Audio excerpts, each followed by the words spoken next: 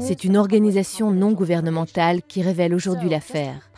Julian Assange, fondateur du célèbre site lanceur d'alerte Wikileaks, a eu accès à des documents confidentiels classés secret défense par l'État français, actionnaire majoritaire de l'électricien EDF.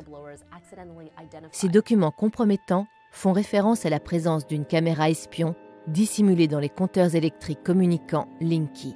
Cette caméra, à peine plus grande que la tête d'une allumette, est cachée sur la partie supérieure de la face avant des compteurs. Elle utilise la même technologie que les smartphones, à savoir un capteur CMOS dynamique grand angle pouvant balayer la totalité du champ visuel d'une pièce ou pouvant rester plus simplement orienté sur un angle de vue statique. De plus, cette caméra est sensible aux infrarouges et peut détecter une présence humaine même à travers les murs du logement dans lequel le compteur espion est installé.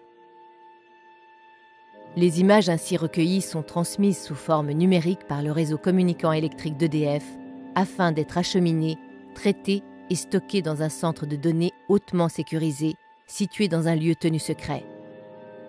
Les informations pourront être ensuite communiquées aux différents services de l'État qui en feront la demande. Cependant, la cellule de contrôle et vigilance des données Linky, mise secrètement en place par l'Assemblée nationale, redoute l'éventualité d'un piratage des informations lors de leur transport sur le réseau électrique. Un technicien d'EDF, qui préfère garder l'anonymat, a accepté de nous montrer comment il est possible de pirater facilement les données envoyées par le compteur Linky. Il suffit juste d'insérer 2 sondes sur les câbles électriques qui alimentent un logement pour récupérer les informations transmises par les courants porteurs.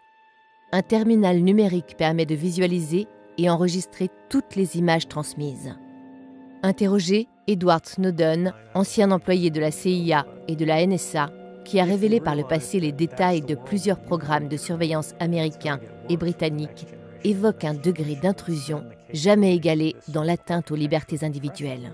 Les documents confidentiels nous apprennent que la CNIL, la Commission nationale de l'informatique et des libertés, avait demandé expressément que le consommateur soit averti de l'envoi des données vidéo par un clignotement intermittent de la caméra espion.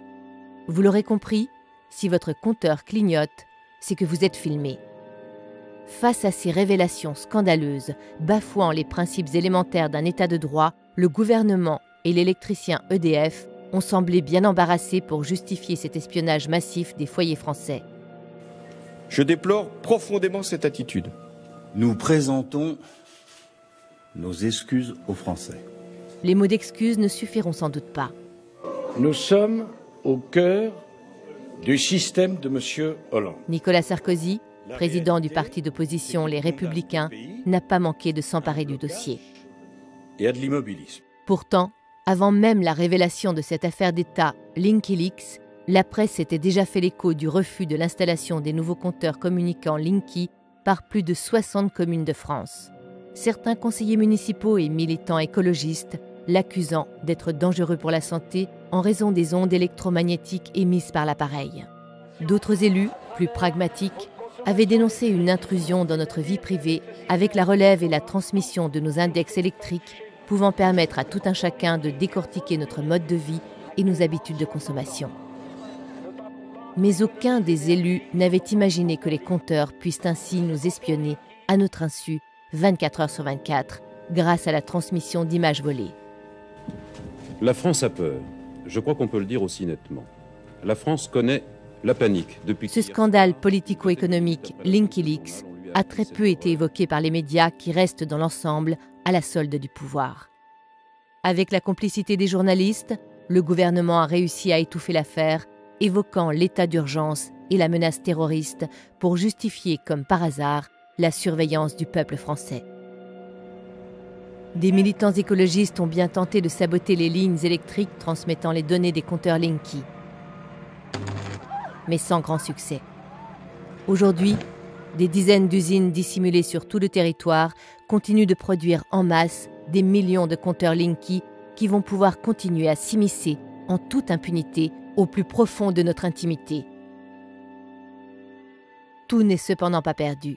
Une association de consommateurs a immédiatement réagi et propose un scotch composé d'un polymère à base de plomb à apposer sur le capteur caméra espion. Cette étiquette, agit comme un bouclier empêchant la capture d'images vidéo. Le slogan imprimé sur l'étiquette est destiné aux fournisseurs d'énergie et sans équivoque.